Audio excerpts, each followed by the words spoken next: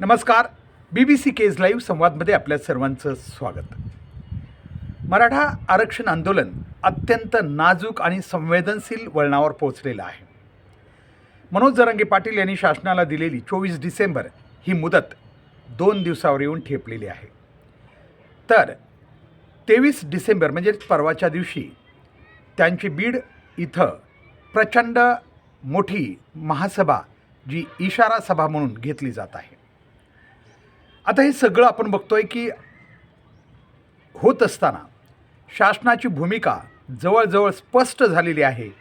शासन या आंदोलनकर्त्यांचा विश्वासघात करणार, तर दुसरीकडं संघर्षही आता अटळ आहे. या सगळ्या गोष्टी पाहता नेमकं आपण हा प्रवास कसा होत गेला नीट बघूया.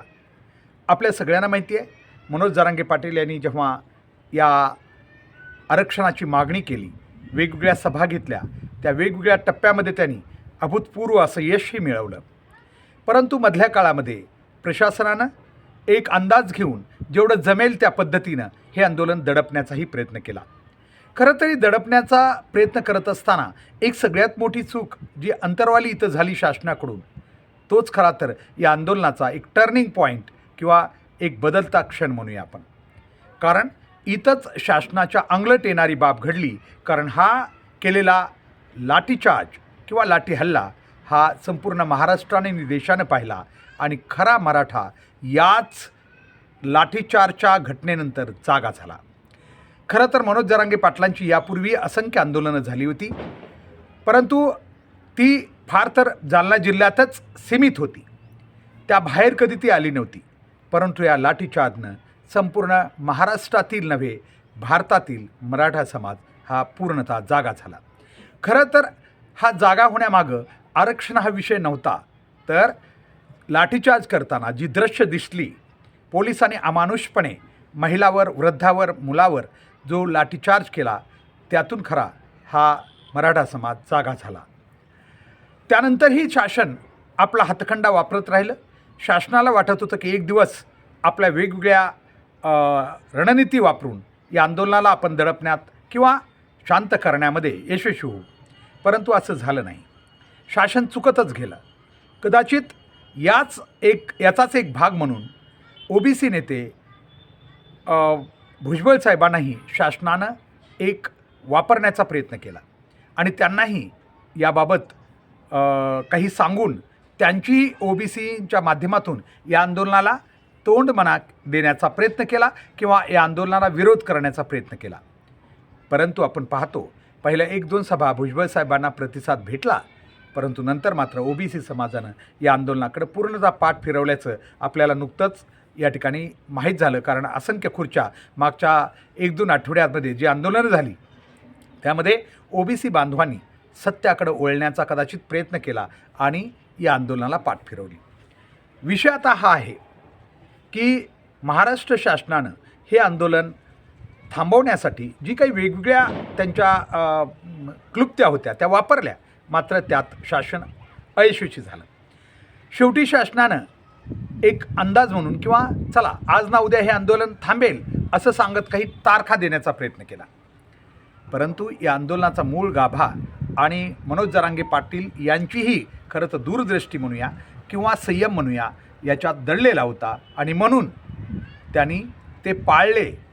ते असं नाही झालं की मी पाळणार नाही असं म्हणणे नाही, त्यांनी बरोबर, कारण काही गोष्टी शासनाला हे दाखवून दिल्या त्यांनीही की आम्ही तुमच्या शब्दालाही मानतो, परंतु शासन त्याच्या शब्दावर कधीच उतरलं नाही. त्यांनी दिलेल्या ज्या काही डेडलाईन होत्या त्या शासनानं पाळल्या नाहीत. तरीही मनोज जरांगे पाटील यांनी प्रयत्न केला की जास्तीत जास्त शासनाला सहकार्य करून या आंदोलनाचं यश मिळवण्याचा. परंतु दुसरीकडं शासनाच्या हे मनातच नाही आहे हे सिद्ध झालं. आणि आता आपण बघतो आहे की जवळजवळ जरांगे पाटलांचा 4थ्या टप्प्यातील दौरा संपल्यानंतर महाराष्ट्र शासनानं एक प्रयत्न केलेला आहे की आम्ही कसं एक प्रयत्न केलेला आहे हे दाखवण्यासाठी. त्यांनी काही आपण बघितलं गिरीशजी महाजन असतील किंवा इतर काही मंत्री असतील यांना पाठवून आम्ही किती प्रयत्न केला हे दाखवण्याचा प्रयत्न केलेला आहे. कारण शासन आपल्या भूमिकेवर ठाम होतं हे खरं तर आमच्यासारख्यांना अगोदरच माहिती होतं, परंतु ते अगोदर घोषित करता येत नव्हतं, कारण हे आंदोलन चालू होतं. कारण चालू आंदोलनामध्ये काही गोष्टी संयमानं घ्याव्या लागतात. आणि खरं तर इथं आपण मनोज जरांगे पाटील आणि संपूर्ण मराठा समाजाचंही कौतुक करूया. एक दोन काही छोटे अपवाद वगळता हे आंदोलन ज्या अपेक्षेनं पुढे न्यायचं त्यांनी ठरवलं होतं, त्या आणि ज्या भूमिकेतून पुढे न्यायचं ठरवलं होतं, तो हेतू जवळजवळ साध्य होत चाललेला आहे. आता राहिला आरक्षणाचा भाग. आपल्या सगळ्यांना माहिती की मनोज जरांगे पाटील यांनी OBC मधून हे आरक्षण मागितलेलं आहे. हे मागताना त्यांनी टेक्निकल किंवा घटनात्मक किंवा कायदेशीर बाबींचा भंग केलेला सध्या तरी दिसत नाही. त्याचं कारण असं आहे की ज्या नोंदी कुणबी समाजाच्या आपण शोधलेल्या आहेत महाराष्ट्रात मराठा समाजाच्या नावे, तो समाज अगोदरच OBCमध्ये आहे आणि त्यामुळं वेगळं OBCचं आरक्षण इथं देण्याची गरज शासनाला पडलेली नाही. त्यामुळं हे आरक्षण नाकारण्याचा शासन प्रयत्न आता करू शकत नाही, ना घटनात्मक करू शकत आहे, ना कायद्यानं, ना दडपशाहीनं. त्यामुळं एका गोष्टीमध्ये या ठिकाणी मनोज जरांगे पाटील हे पूर्णतः यशस्वी झालेले आहेत की ज्या नोंदी आज मितीला किंवा पुढं काही मिळतील त्या मिळालेल्या आहेत, त्या नोंदींच्या लोकांना आरक्षण मिळणार हे आता निश्चित आहे. आता राहिली गोष्ट सरसकट आरक्षण. कारण मराठा समाज हा मोठ्या आशेनं एक झालेला आहे हे जरांगे पाटलांनाही माहिती आहे. कारण जरांगे पाटलांना माहिती आहे आपण जरी निमित्त असलो तरी या आंदोलनात सहभागी होणारा प्रत्येक व्यक्तीचं योगदान या सगळ्या लढ्यामध्ये आहे. आणि म्हणूनच त्यांनी प्रत्येक वेळेस आपली इमानदारी जी आहे, जी की आंदोलनाचा आत्मा आहे, कारण जर त्यांच्या इमानदारीनं त्यांना साथ दिली नसती तर हे आंदोलन पुढं इतके आलंच नसतं. हे सगळ्या महाराष्ट्राला आणि जगाला माहिती आहे.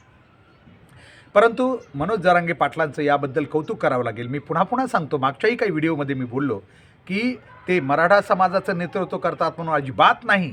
त्यांनी या देशातील, या राज्यातील प्रत्येक बहुजन समाज आणि प्रत्येक जाती समूहाला एक प्रकारचा आदर्श घालून दिलेला आहे की आपल्या हक्कासाठी आता आपण या ठिकाणी राजकीय नेत्यावर विश्वास न ठेवता आपल्या समूहाचं नेतृत्व करून सामान्य व्यक्तींनी आपल्या समस्या सोडवाव्यात, मात्र त्याच्यात प्रामाणिकपणा ठेवावा हा संदेश त्यांनी दिलेला आहे. आणि त्याचमुळं कदाचित भविष्यामध्ये प्रत्येक जातीय समूहामध्ये एक जरांगे पाटील निर्माण होणारच आहे.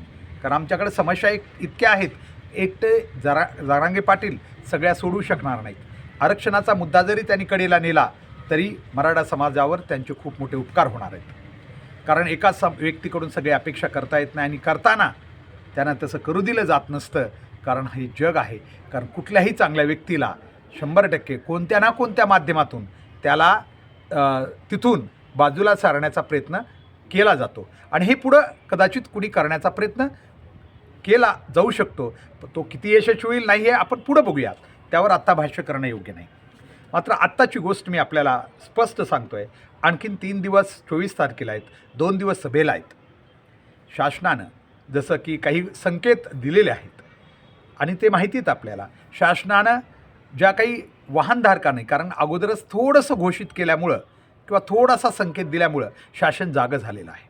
आणि शासनानं आता ट्रॅक्टर किंवा इतर जी काही वाहनं आहेत जे या मोर्चासाठी वापरले जाऊ शकतात, ते आंदोलनात वापरले जाऊ शकतात, त्या वाहनधारकासाठी पूर्व नोटिसा द्यायला सुरुवात केलेली आहे. याच्यातून स्पष्ट आहे की शासन जवळजवळ आता म्हणूया आपण 100% आता या मागणीबद्दल आपला घुमजाव करण्याच्या तयारीत आहे किंवा ज्याला आपण विश्वासघात म्हणतो ते करण्याच्या तयारीत आहे. ठीक आहे, राज्याचे मुख्यमंत्री यांनी श्री छत्रपती शिवाजी महाराजांची शपथ घेऊन, खरं तर ही खूप मोठी गोष्ट होती, इतिहासात ठरणारी आहे, पुढं आरक्षण देतो असं म्हटले होते. परंतु आता ते वेगवेगळ्या क्लुप्त्यांचा वापर करतायत की राहिलेल्या मराठ्यांना एखादा अधिवेशन घेऊन मी देईन. आता अधिवेशन घेऊन द्यायचं तर मग आत्ताच काय प्रॉब्लेम आहे? तसंही आम्ही समजून घेतलं पाहिजे. सध्याचे महाराष्ट्राचे मुख्यमंत्री हे बहुसंख्याचे पक्षाचे मुख्यमंत्री नाही आहेत किंवा बहुसंख्यानं झालेले मुख्यमंत्री नाही आहेत. उलट त्यांनी एका मोठ्या पक्षाला येऊन फक्त समर्थन दिलं आहे. मोठ्या पक्षानेही काळाची गरज म्हणून त्यांना मुख्यमंत्री केलेलं आहे. त्याच्यामुळे हा मुख्यमंत्री एवढा पॉवरफुल आहे असं अजिबात नाही. हे फक्त हे आंदोलनापुरतं त्यांना महत्त्व दिलं जाऊ शकतं, कारण हा प्रश्न लोकशाहीतील निकाल बदलणाऱ्या एका प्रचंड मोठ्या जातीय समूहाचा आहे. त्यामुळे शासन खूप काळजी घेत आहे. आपण बघितलं असेल, खूप शासनानं आत्तापर्यंत खूप काळजी घेत आलेलं आहे. कारण का की एक जरी आता चूक झाली तरी शासनाला माहिती आहे की किती मोठी किंमत त्याची मोजावी लागू शकते, आणि म्हणून त्यांचा प्रयत्न आहे की आपण नाही काही करायचं. म्हणून शक्यतो याच्यासाठी तडजोडीसाठी वगैरे बी बहुतांशी वेळा जे विधानं करण्यासाठी, विरोधात बोलण्यासाठी आपण बघितलं असेल, या आंदोलनात फूट पडावी, समाज विभागला जावा, यासाठी खूप शासनानं प्रयत्न केलेले आहेत त्यांच्या स्तरावरून. शासनावर का ब्लेम करतो आपण या ठिकाणी? कारण शासनाचीच ही माणसं आहेत. राणे परिवार शासनाचा होता, म्हणून त्यांनी तिथून त्या ठिकाणी किंवा दुसरेही मंत्री काही बोललेत, शंभूराज देसाई असतील, की आम्हाला कशा प्रकारे, की आता अजित पवारही बोलत आहेत की आम्हाला म्हणजे आरक्षणाची गरज नाही आहे असं सांगून आणखीन बी आम्ही जातीनंच कसे मोठे आहोत हे या लोकांचा सांगण्याचा प्रयत्न आहे. ते म्हणतायत की आम्ही मराठा आहोत, आम्ही कुणबी कसे काय होणार? अरे बाबांनो, ठीक आहे, तुमच्या मंत्रिपदाची मस्ती आणखी काही 1 पिढ्या 2 पिढ्या चालेल, पण एक दिवस तुमच्या पिढीतील, पुढच्या पिढीतील लोक कदाचित तुम्हाला शिव्या देतील की आमच्या पूर्वजांनी असं विधानं का केली होती, कारण आमच्यावर आज पोटासाठी वनवन भटकण्याची वेळ आलेली आहे. तेव्हा तुम्हाला या सगळ्या गोष्टींची जाणीव होईल. आता तुम्हाला होणार नाही, तुम्हाला तर होणार नाही, कारण तुम्ही मेल्यानंतर तुम्हाला की कळणार बी नाही ते की पुढच्या पिढीत काय प्रॉब्लेम झाला आहे. जसजसा समाज पुढे जातो तशा त्याच्या समस्या वाढत असतात. आपण पहिल्यापासून म्हणत आलो, बहुजन समाजाचे सगळ्यांच्या समस्या आहेत, काही मराठ्यांच्या नाहीत, परंतु सगळा समाज एकत्र येऊन आपल्या समस्या सोडवत नसतो, म्हणून त्या समूहाला आपल्या समस्या सोडवाव्या लागतात, एवढाच प्रश्न आहे. आता गोष्ट घेऊया, आता काय होणार. फार महत्त्वाचा विषय आहे हा, कारण आता संघर्ष अटळ आहे. कारण सरसकट आरक्षण देणं हे घटनेत सध्या तरी बसत नाही, हे निश्चित आहे. का बसत नाही आहे? कारण तशी तरतूद नाही आहे की मागास म्हणून कुठलं आरक्षण. मग इतर सामान्य पद्धतीनं देणं, त्याच्यात काही तरतुदी करून ते वेगळं होईल, पण संपूर्ण आरक्षण अजिबात मिळू शकत नाही. हे आपणसुद्धा या देशाचे नागरिक म्हणून समजून घेतलं पाहिजे. केवळ ताकदीवर संघर्ष करणं परवडणारा नाही. त्याचा परिणाम काय होतो? मागच्या 52 मोर्चात आपण पाहिला, तशी चूक आता यापुढं मराठा समाजाने करू नये. आणि जरांगे पाटलांनाही विनंती आहे की काही गोष्टी आता यापुढं करताना आपण कायदेशीर बाबी तपासूनच करावं लागेल.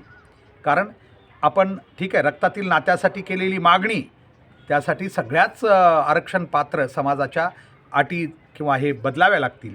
कारण आज बी तिथून आलेल्या बाकीयांना, मुलाला, आईच्या मुलाला आरक्षण मिळत नाही. त्याचं उदाहरण मी देईन आपल्याला, की आमच्या केज मतदारसंघामध्ये डॉक्टर विमलताई मुंद्रा या आरक्षण पात्र घटकातल्या होत्या, मात्र त्यांच्या मुलाला ते आरक्षण मिळू शकलेलं नाही. त्याच्यामुळे त्यांना सुनबाईच्या नावानं, म्हणजे आरक्षण पात्र समूहातील सुनबाई इथं त्यांच्याशी लग्न करून नंतर त्यांना आमदारकीला उभा करावा लागलेला आहे. याचं आपण लक्षात घेतलं पाहिजे. आणि त्यामुळं हा पुढचा भाग आहे. आपण ती गोष्ट खरं तर आता मागणी करणं मला वाटतं योग्य नाही आहे. आता फक्त रक्तातील नात्यात जे आहेत त्यांच्यासाठीच फक्त नोंदी निघाल्या तरी ठीक आहे. मुलीसाठी याची एवढी पुढची मागणी मला वाटतं आत्ता आपण करणं हे आपल्याला परवडणारं नाही आहे. त्याचबरोबर आणखीनही अशा काही गोष्टी आहेत, कारण का आपल्या ताकदीचा उपयोग जे राज्य शासनाकडून आपल्याला करून घेता येईल त्याच्यावर अधिक भर देऊनच केलं पाहिजे.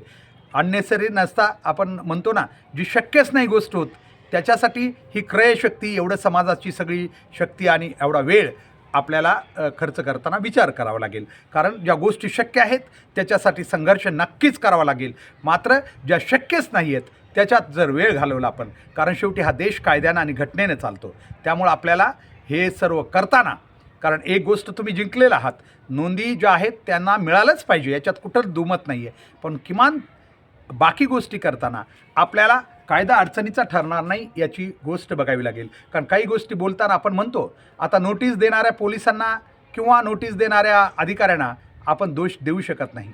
मनोज जरांगे पाटील आणि आमच्या सगळ्या मराठा बांधवांनी लक्षात घेतलं पाहिजे. त्यांना कसं काय तुम्ही हे करू शकता? कारण प्रत्येक कर्मचारी, अधिकारी असो किंवा कर्मचारी असो, यांना शासनाचे आदेश पाळावे लागतात.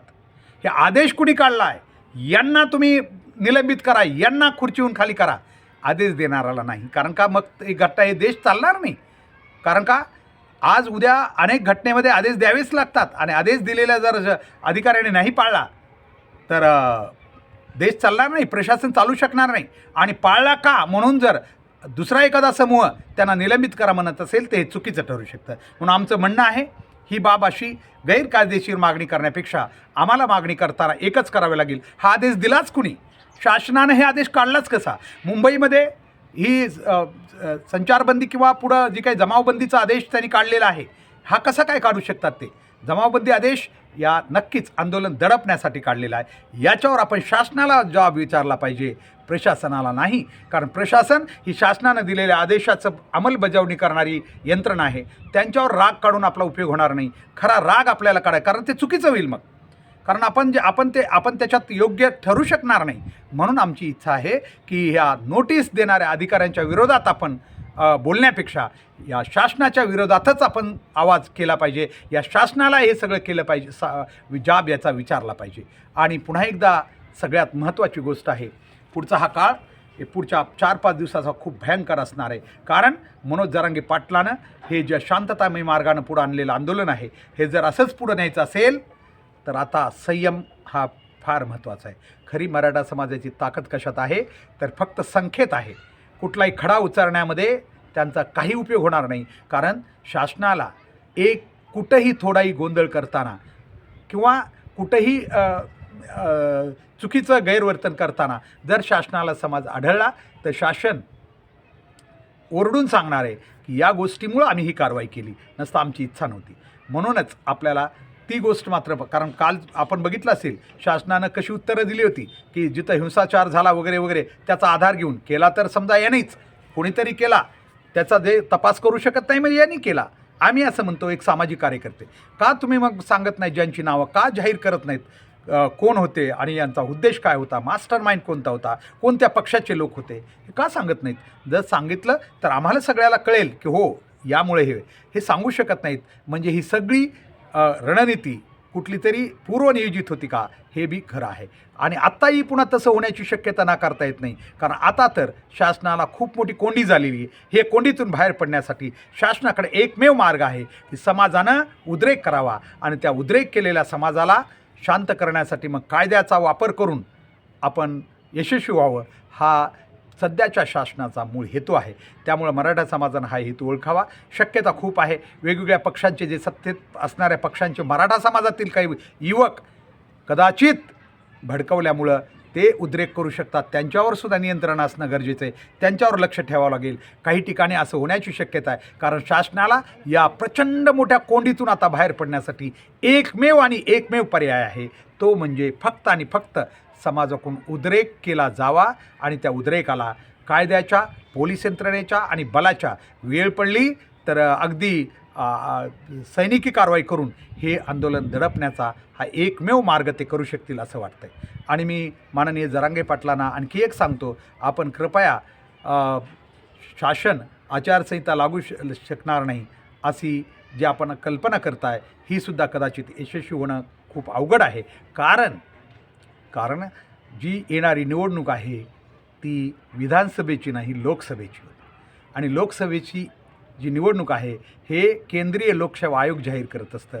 हा विषय महाराष्ट्रातला असल्यामुळं मला नाही वाटत की महाराष्ट्रातील निवडणूक घेण्यासाठी ते सगळी निवडणूक थांबवतील, असं काही होणार नाही. हां, महाराष्ट्रातल्या निवडणुकीसाठी जर आपण रणनीती अशी केली की आम्ही गावगावची बूथ या ठिकाणी जाम करून टाकू किंवा रस्त्यावर बसू, तर मग मात्र कदाचित असा काही भाग होण्याची शक्यता नाकारता येत नाही. परंतु असे काही हे करताना या शासनाला आपण गृहीत धरून चालणार नाही. कारण आता शासन पूर्णतः ॲक्शन मोडवर येण्याची शक्यता आहे. आपण जसं पुढं जाऊ तसं शासनही आता त्याची तयारी करण्याच्या मार्गावर असल्याचं स्पष्ट संकेत मिळालेले आहेत. आजच्यासाठी एवढंच. धन्यवाद.